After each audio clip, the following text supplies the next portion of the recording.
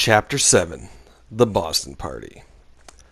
7 months after I first went on Opie's show, he got a tug on the hook from a station in Boston, WAAF. So we got the opportunity to go to Boston and interview with the general manager, a fella named Bruce Mittman. We drove up there and Opie wasn't telling me things to do, but he filled me in on what the program directors and general managers were, because I was clueless. I didn't own a nice suit, so I was wearing a blazer, looking like Crazy Eddie's pitchman. Just really terrible. And I'm sure it was something that might have been somewhat presentable 10 years prior. We got up there and met with Bruce in his nice big corner office. We sat down and I just started doing my act. I was juggling and spinning plates again. I just wanted to show this guy this is what I did. I couldn't sit there and spill out a resume full of experience. What was I going to tell him? Yeah, I'm a tin knocker and I'm in a band. I knew I had nothing to show this guy I knew I had to show this guy what I do on the air, not show him a resume or list of references. I had to do what I would do on the radio for this motherfucker in front of his face. I started fitting in impressions and jokes and riffing on things that were happening in the news that day. I did everything. Opie carried the I'm the radio guy with a resume. I graduated from college and have a show on WBAB. I was the guy who showed him what I do on the air. I was doing really well. I had this internal dialogue going as words flew out of my mouth. I was constantly assessing what I was doing as I was doing it. Oh, this is good. I hope he likes this. We got done with the interview. He loved us, and he shook our hands. He said, "We'll give you a call and let you know what's going on." Opie and I got back in his vehicle, and he was ecstatic. I didn't know success from a hole in the wall, but Opie was like, "Dude, you fucking nailed that. That was unbelievable." I had no clue. We drove all the way back, and he was excited. I was excited for how excited he was. He dropped me off where I was living, which was the second floor of a house that my wife and I were renting. A total piece of shit. Opie got home and called me up and said, "Bruce left me a message on my machine already. If we want the job, we have it." It was that quick. By the time we drove back from Boston to New York, it had already been decided, and we had the offer for the job. I couldn't believe it, Opie said. "Bruce will be calling you soon to go over some details." And I was like, okay.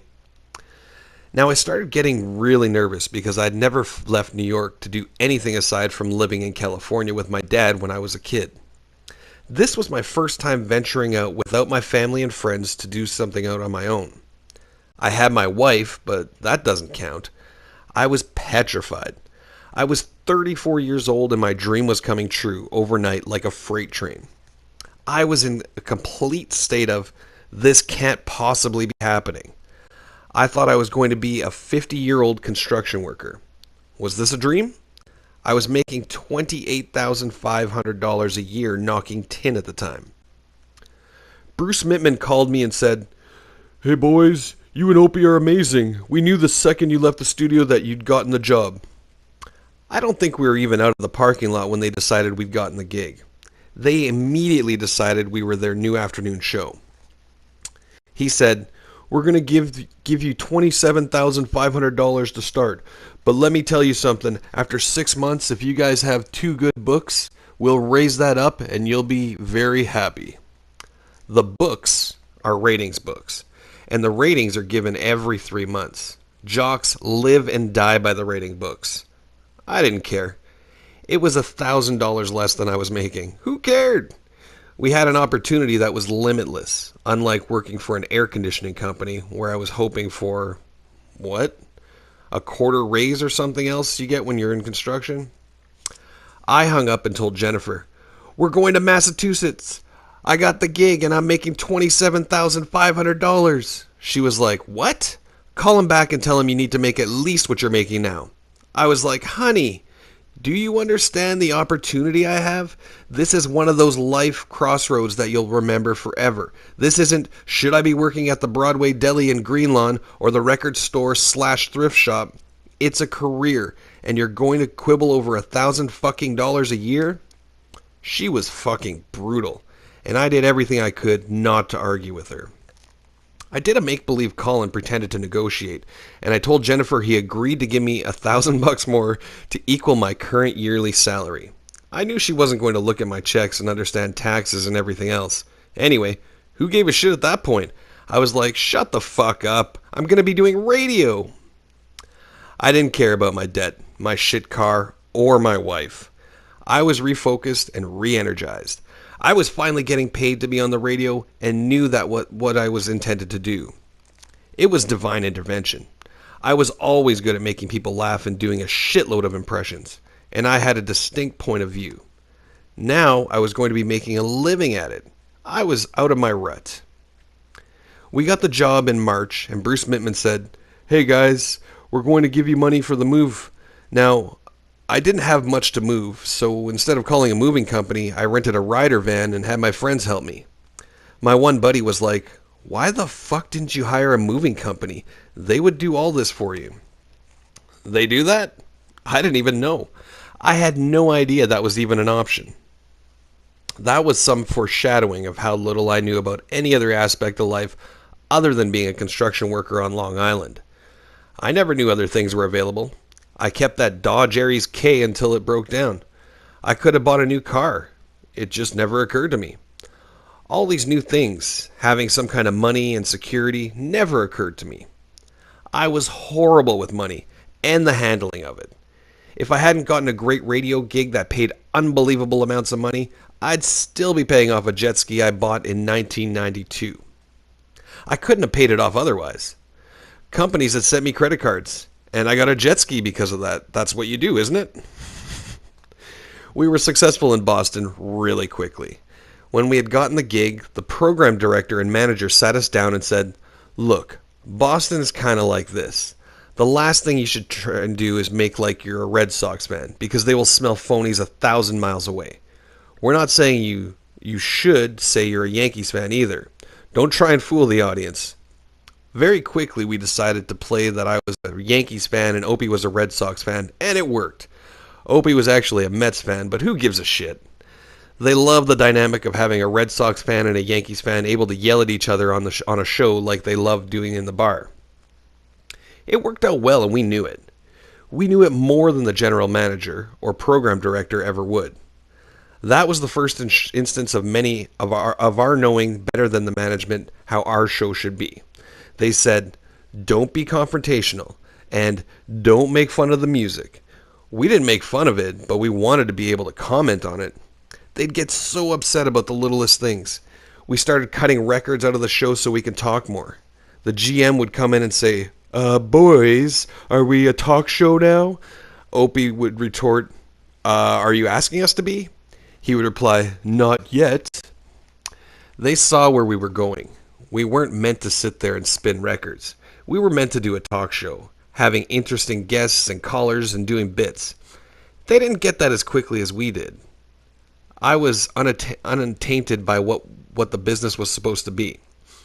I just thought, wow, it would be great if we could do this.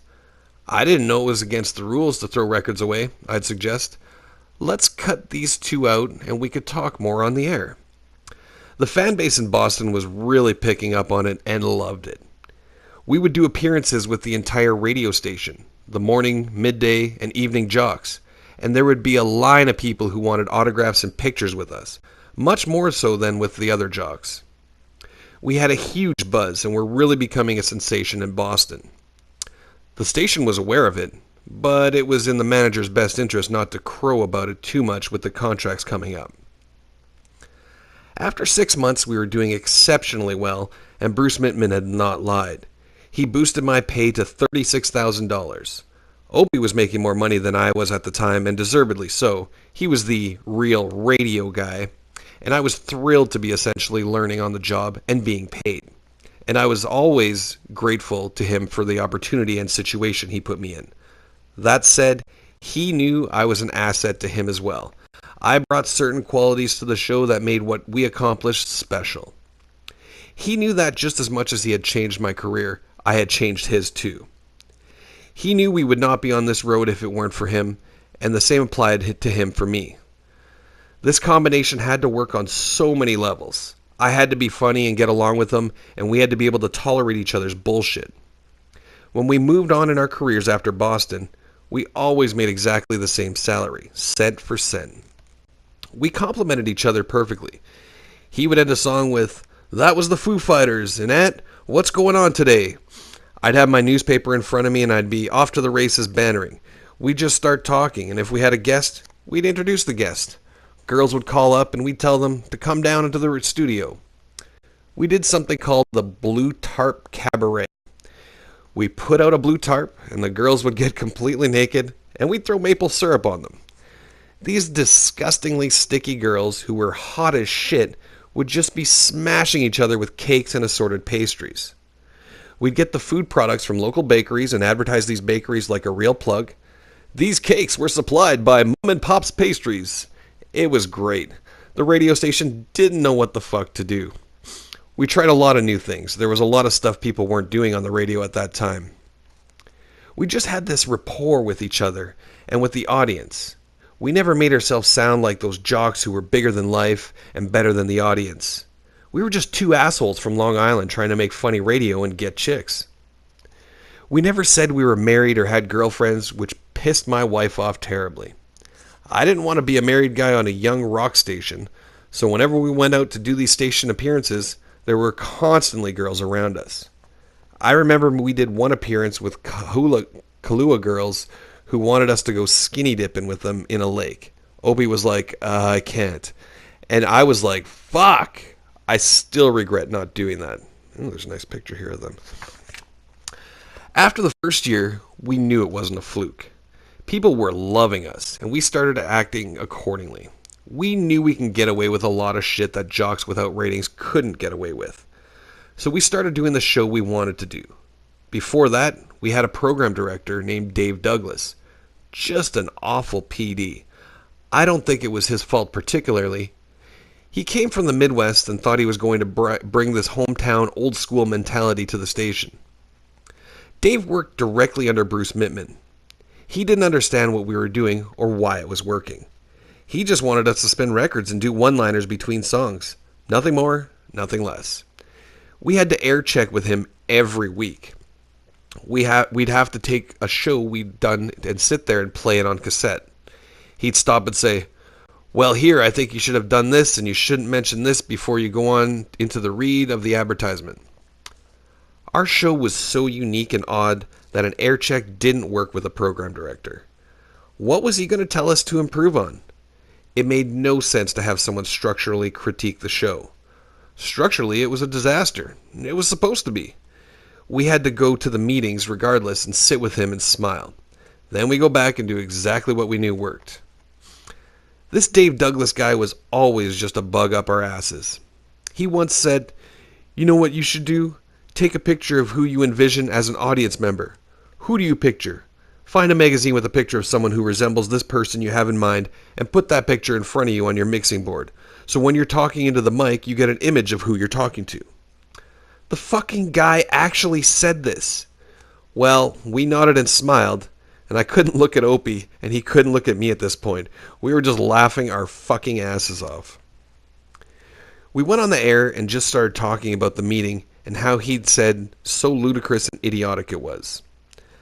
Then we found a swank magazine and cut out pictures of women, of a woman squatting, and posted the pictures.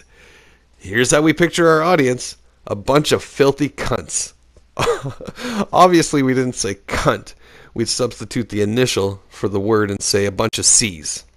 Dave was so pissed that his sound fatherly advice was just laughed at and patronized. Henceforth, that became the dynamic for Dave Douglas and the Opie and Anthony show. He would tell us stuff sincerely like a boss, a father figure, and we would mock it. This happened week in and week out. He told us not to discuss gay things. He poked his head in the door while we were recording something. Opie didn't stop recording. We weren't live on the air at that time, and Dave went, "You really want to go into the gay zone as much as you are?" We were like, "What do you mean?" He was like, "Well, you're kind of going into the gay zone. Maybe we should stay clear of that and find another road to go up." That night we stayed in the studio with the tape of him talking to us. We cut it up and made it into a techno song while putting the gayest music behind it. It was like, we're going into the gay zone, the gay zone. Dave was so pissed off, but the listeners loved it. We were the crazy jocks who didn't listen to their boss, and he was the bad guy. It wasn't a cliche version of it or an act. We were fucking with this guy really bad, and our listeners absolutely relished it. Dave would bring us into his office, and it was as if we'd reverted to middle school and were going to see the principal. We would give him inane, childlike excuses. He'd tell us, I'm the boss, you need to listen to me. We knew the more nuts the show was, the better it would be, unlike a program director-driven show. There wasn't another show like it, or any other afternoon drive radio show was a DJ playing music trying to sound like a hack boss jock with that corny staged over-the-top broadcaster voice. Then you had these two fucking maniacs who had no business being on the radio talking like real people. We just took off. We were becoming celebrities and pissing people off who didn't like this type of entertainment. We were consistently number one in our demo. We even got some of the older male listeners who would never have been listening to our music but gravitated to our humor. Boston is a funny fucking city, and Bostonians like raw humor. They love a good, filthy, off-color joke, and we gave them that type of humor on the radio. We knew how to stretch shit out where we could just barely squeak past FCC rules. We would use the first letter of curse words. I'd F her in the A and wipe my D on the curtains. It was shocking to people to hear that come out of their radios at that time. When we were getting set to move to Boston, my wife's mother was already living in Ashland, Massachusetts. I could only concentrate on doing the radio show, and Jennifer handled everything else. This included her idea of living with her mother until we got more settled and found a place of our own. Opie thought the same thing. Opie, Jennifer, and I were living with my mother-in-law, Judy, in a small townhouse. Judy was constantly hammered off her ass, saying, "How are you today, boys?" She slurred her words while stirring her drink simultaneously. My wife and her mum would fight like mothers and daughters do. Jennifer was in her late 20s at that time and still didn't have her driver's license. Her mum was super pissed that Jennifer didn't have a license, but then you would have had two drunks on the road. They'd constantly argue over what to watch next on the TV. Just drunken bantering like, "Mom, you know we need to watch General Hospital before Oprah. Are you out of your fucking mind, Jennifer? We need to rewind the tape first and watch Friday's episode we missed. Fine, where's the mixer? We need to go to a liquor store run before I get too fucked up to drive." Jeez. Jennifer wanted to get out of there as quickly as possible, but stay close to her mum. We moved into a garden apartment in Ashland that was just horrible, and Opie continued living with my mother-in-law for another 6 months. Just the weirdest setup, but my wife and I continued to live in Ashland the entire time we lived in Massachusetts. Once again, I didn't care. All I cared about was doing that show. I didn't care if I lived in a box or who I was with. 3 to 7 p.m. was all that I lived for the whole time I was out there, and I loved it. We used to have to do production. It's like when you first get a job in radio, you have to do the commercials. They'll give you a script, and it'll be like, "This is for Newbury Comics. Come down to Newbury Comics and get blah, blah, blah at this price." And you'd add the address with a musical tag. I'd have to put it together on the tape machine, literally tape back then. I loved it. The show would end at 7 p.m., and I'd be there until 10 or 11 p.m. sometimes. I'd do a voice or some bullshit. I wanted to get it just right. The production guy was like, "I love what you're doing. This is great." I started noticing that my stack of production items I had to do after the show was filling up my little cubicle, and Opie's pile was going down. They called Opie Slappy. He'd just run through his copy with apathy and zero enthusiasm. Bam, done, gone. 15 minutes and he was finished. Meanwhile, I was tracking shit and making it sound great. The production guy actually submitted one of my spots for some radio advertisement award, and it won. I received a glass statuette thing with a glass plate with my name on it. I was really proud of it. I think my wife threw it in the fireplace after I divorced her. My first real radio award. Hey, these things happen. Opie, who was already a seasoned radio pro, said he never saw any of the radio team work as successfully and as quickly as we did. Boston was where we culminated and eventually came into what we wanted to be. We both went through so much that by the time we came back to New York to sign a new contract with WNEW-FM, for the first time I felt like an equal to Opie. We signed a package deal with us both getting $145,000, which was really good money for me back then. So we shared equal billing and even had a clause in our contract that if one of us were to be fired, the other one would be too. We even had to take vacations at the exact same time. We did the show as a team, or we didn't do it at all. Early on, we even took a few vacations together. Our friendship in the early years was very strong. Initially, it was a little weird for me because it's very hard to immediately have a friendship with someone you're intimidated by. He was doing well in a business I wanted to do well in. I was very envious of his job, not jealous or vindictive, but he was doing what I would have loved to be doing. It's very hard to build a friendship off that. I looked at him and myself as being on such different levels. Once we started working together and I started getting recognized by fans at WBAB as someone who was really doing well and helping the show, and I started to get to know Opie as a person and not just a radio guy, that gap started closing. I'd say 3 to 4 months after coming on his show, I felt like we were becoming real friends. At the very beginning, it was self-serving because I didn't want to fuck things up. I had my foot in the door and needed to keep it open. So if I said, hey, can you be there this day or that day? I made it happen. I was already pissing off my brother as well as the other guys in the band. We'd have rehearsals and I'd be like, I'm doing the Opie show. And I'd hear, oh, you're not dedicated to the band now. There was a lot of animosity between me and the guys. They wanted total dedication to the band and I was finding a way out, which retrospectively was the best choice I've ever made. They were really upset when I told them I was moving to Boston to do a radio show. My brother Joe said to me at one point, so you're going to fucking play around on the radio when you have something really great here with the band? I still goof on him about that.